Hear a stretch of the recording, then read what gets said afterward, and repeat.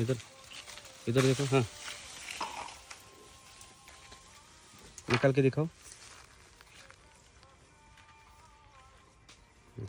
ये बनाना है। हाँ, आ गया ना।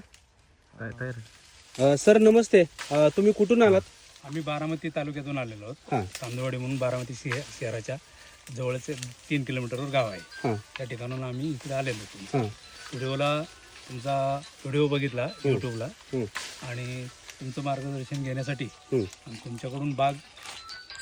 तुमच्याकडून करून घेण्यासाठी आम्ही या ठिकाणी आलेलो आहोत. आतापर्यंत माझ्यासोबत दिवसभर तुम्ही फिरला. तुम्ही साधारणतः किती एकरावरती तुम्ही आंब्याची लागवड बघितली? 25 एकरापर्यंतची बघितली, 10 एकरापासून ते 25 एकरापर्यंतच्या. बरं, तुम्हाला कशी वाटली रोपं आणि तिथं लागवड केलेला जो आता तुम्हाला काय वाटतंय तिथं बागा बघून कसं ना वाटतंय? अतिशय छान वाटलं, समाधान. आणि जो आलो इथपर्यंत हं, तो एक उद्देश आमचा सफल झाला बरं की आम्ही ठरवलंय की आता आमची जी काय द्यायची लागण हं. करायला हं. ते तुमच्याकडे देणार आम्ही. बरं.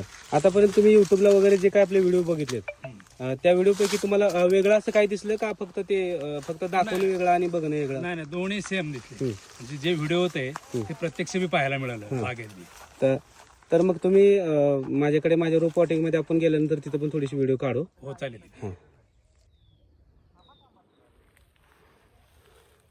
जरा कमतरता वाटत होती बरं का.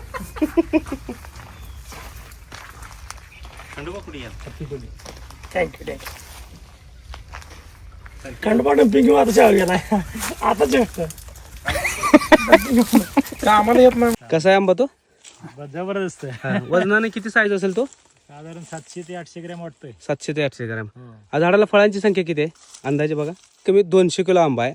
हा ह्याची जात आहे राजापुरी म्हणून आहे. हा लोणच्यासाठी जास्त प्रसिद्ध आहे. प्रसिद्ध आहे. पिकल्यानंतर गोड लागतो, पण तो वेळेत चांगला पिकला तर गोड लागतो, नाहीतर तो आंबट गोड लागतो.